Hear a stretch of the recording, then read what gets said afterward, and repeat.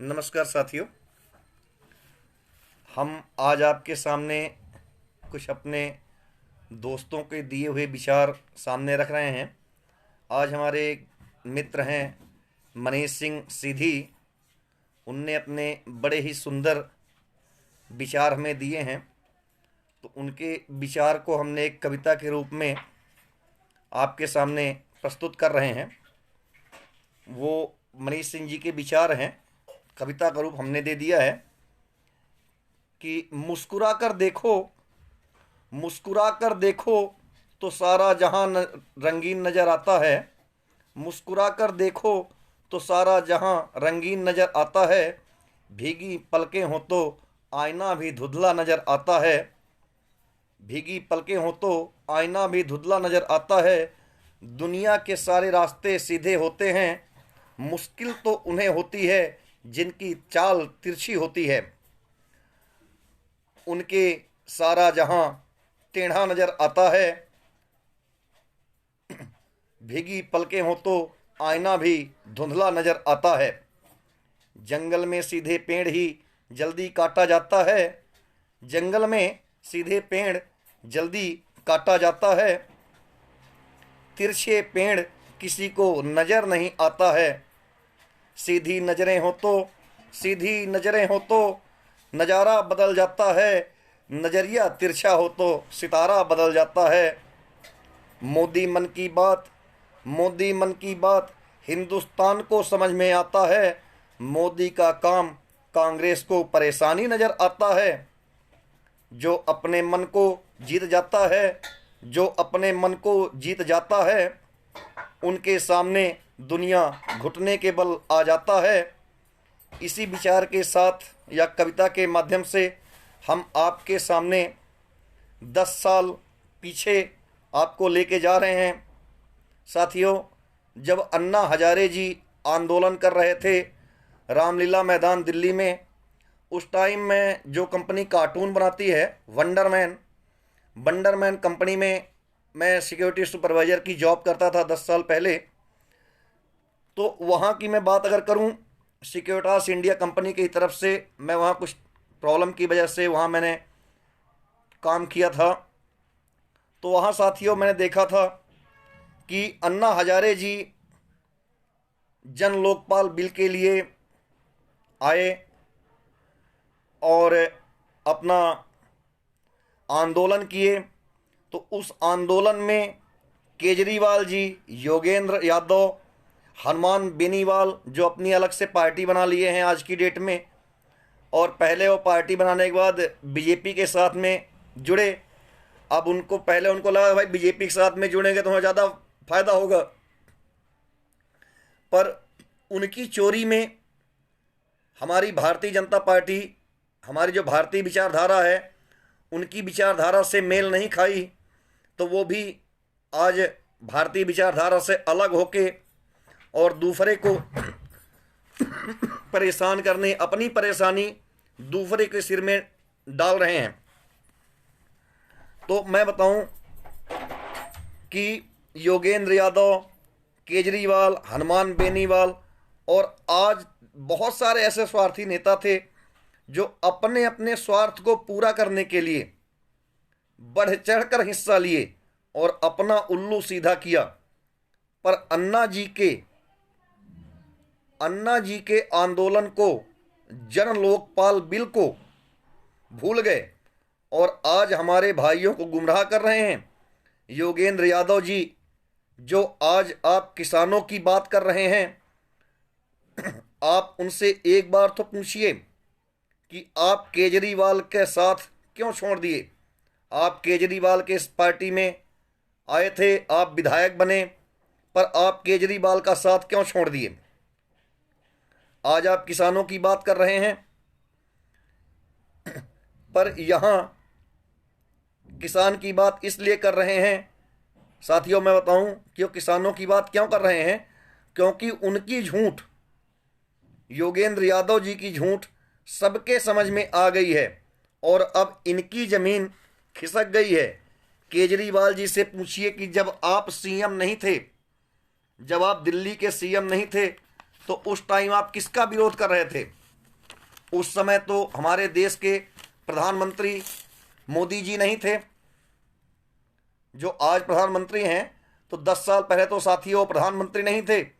10 साल पहले केंद्र में सरकार, केंद्र की जो सरकार थी, उसने आपके साथ क्या किया?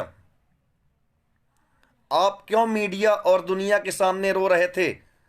आप अपनी जान की दुहाई मांग रहे थे। और जब आप कुछ कम सीट जीतकर आए जिसमें आपकी सरकार नहीं बन पाई, तो उन्हीं लोगों के साथ जिनका आप विरोध कर रहे थे, उन्हीं के साथ मिलकर आप सरकार बनाए। जब पब्लिक ने आपका विरोध किया तो फिर आप सरकार को गिरा दिए। पब्लिक जनता के पैसे और जनता की भावना के साथ खेल खेले, फिर से नए चुनाव करवाए। और कितने खेल खेलेंगे? जिस लोकपाल के नाम पे आप दिल्ली के प्रधानमंत्री बने, भारत माता के दिल में आए, आज आप माता के दिल के साथ ही खेलना चालू कर दिए। आप पंजाब के मुख्यमंत्री नहीं बन पाए तो आप पंजाब के साथ खेलना चालू कर दिए। आप अपना यह खेल बंद करो, नहीं तो आपके साथ अब कोई नहीं बचा है आपके मफलर के अलावा। तो अब आपका मफलर भी आपका साथ छोड़ देगा, और छोड़ भी चुका है। आपको अच्छी तरह मालूम है केजरीवाल जी कि अब आपका मफलर आपका साथ छोड़ चुका है। आपको शर्म करो, कुछ तो शर्म करो, अब तो शर्म करो, और देश की जनता के साथ कुछ रहम करो। नहीं तो जब भारत माता की मिट्टी आपसे बदला लेगी तो आपके पास आगे के लिए कुछ बचा नहीं है। पर जो आपका पीछे का है वो सब मिट्टी मिल जाएगा। आप बर्बाद तो हो चुके हो, आप बिल्कुल बर्बाद हो जाओगे। आपके पास कुछ भी नहीं बचेगा केजरीवाल जी, योगेंद्र यादव जी हों या हनुमान बेनीवाल जी हों। मैं गुरुग्राम में ही नौकरी करता था उस टाइम में, मैं अच्छी तरह जानता हूं। जो आज मन की बात में हमारे पीएम साहब ने बोले हैं, मैं भी उसी में से हूं। मैं पहले अपने 2 दिन की पहले स्पीच में मैंने बताया था कि हम भी पढ़े लिखे थे, पर हमारे टाइम में कंप्यूटर का इतना क्रेज नहीं था, हमें कंप्यूटर नहीं मालूम आता था। बट सीखने की कोई उम्र नहीं होती है, सीखने कोई समय नहीं होता है। सीखने वाले के इरादे मजबूत होने चाहिए, सब ऑटोमेटिक अपने आप ही आ जाता है। और मैं मोदी जी से, अपने देश के प्रधानमंत्री जी से एक अपील करना चाहते हैं कि महोदय, आप देश के प्रधानमंत्री हो, आप भोलेनाथ के बहुत बड़े भक्त हो, और आप जब पिछले इलेक्शन में, जिस दिन इलेक्शन गिनती हो रही थी, आप भोलेनाथ की दरबार में थे और यही मीडिया आपको दिखा रही थी कि मोदी डर के मारे जाके छुप गए। पर जैसा मैं पहले बताया था कि आप तो और अपनी शक्ति बढ़ा रहे थे, भगवान से आशीर्वाद मांग रहे थे कि भोलेनाथ हमें आशीर्वाद दीजिए कि जो हमारी देश की जनता हमारे ऊपर इतना विश्वास कर रही है, उनके विश्वास को पूरा करने के लिए मैं खरा उतरूं, हमारे में इतनी शक्ति आए। साथियों, मैं आप सबके माध्यम से अपने देश के प्रधानमंत्री जी से ये अपील करना चाहता हूं कि हमारे ज़िले में, हमारे रीवा ज़िले में भगवान भोलेनाथ साक्षात्कार रूप में विराजमान हैं, जिनको हम महामृत्युंजय के नाम पर जानते हैं। उनका घर बहुत साल पहले, लगभग अगर इतिहास देखें तो 300-400 साल पहले बहुत सारे राजाओं ने मिलकर बनाया था। अब वो जो कि सरकार की नज़रअंदाज करने की वजह से अब वो जर्जर हो रहा है। भगवान भोलेनाथ का हमारा जो घर है, वो भी चाहते हैं, भोलेनाथ भी चाहते हैं कि हमारे लिए भी कुछ आप अच्छा करो। आप भोलेनाथ के भक्त हैं तो प्लीज़ मैं आपसे ये अपील करना चाहता हूँ कि 2020 में इसके बाद 2021 आएगा। इससे पहले अगर मैं पीछे बात करूं, 20 साल पहले जाऊं, जब हमारे महान, हमारे आराध्य अटल जी प्रधानमंत्री थे, तो रीवा में आए थे।